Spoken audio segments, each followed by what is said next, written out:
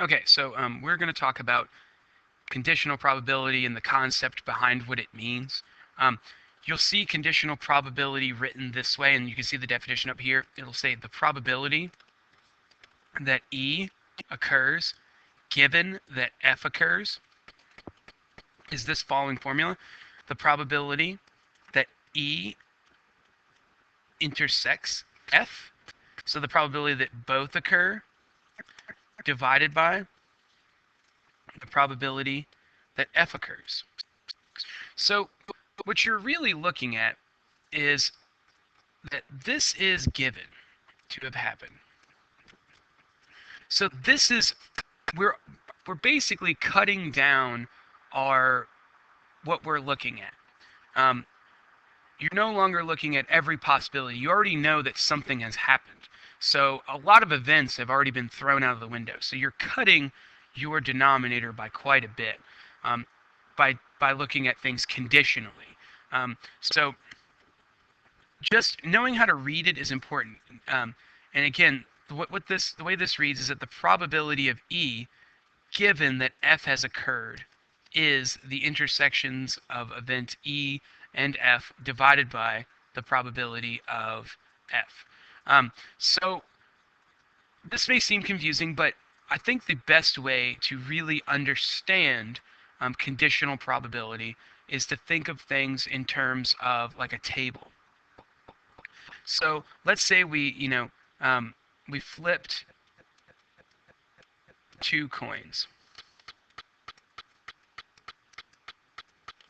Okay, so we have our first flip,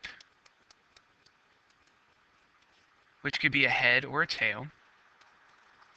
And then we have a second flip. And you see this written this way a lot. Second flip would be a head or a tail.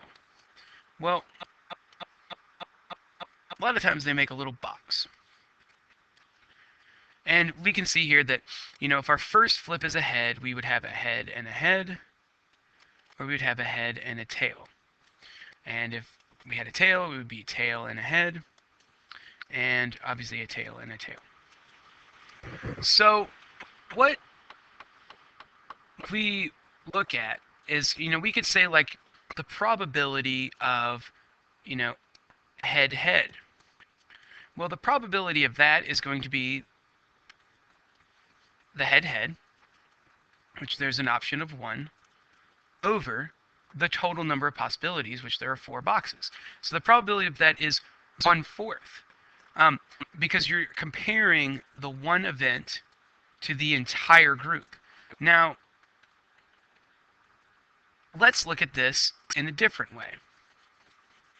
Let's say the probability of a head on our second, given that we have a head on our first. So what you have to look at now is that you are now, instead of looking at every possibility, you are given that you had a head the first time. So what you're doing is you are now only looking at one particular column. And your conditional probability is going to be generally one particular cell from that column.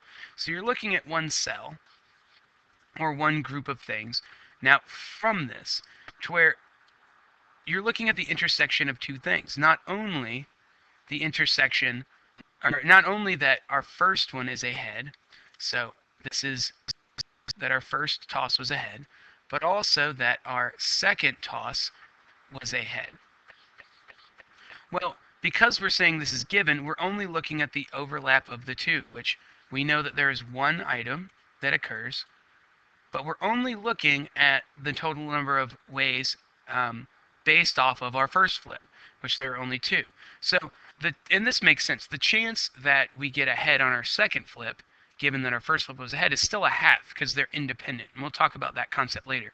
But I think that the best way to think about conditional probability is you're limiting your number of occurrences or your number of possibilities at first. So you're really kind of thinking about these things in terms of it. If you think in terms of a table, instead of looking at the whole table, you're looking at one column. And then you're looking at the intersection of when that column and another column occur. You just have to make sure to adjust your denominator here. So learning how to read these is important. So this is the given that f occurs, and you can see that we're only looking at that probability now. And in the context of our problem, because we had our head the first time, we no longer even look at we no longer even look at the possibility of getting a tails the first time, because that we know that that did not happen. So we only look at the probability that heads did.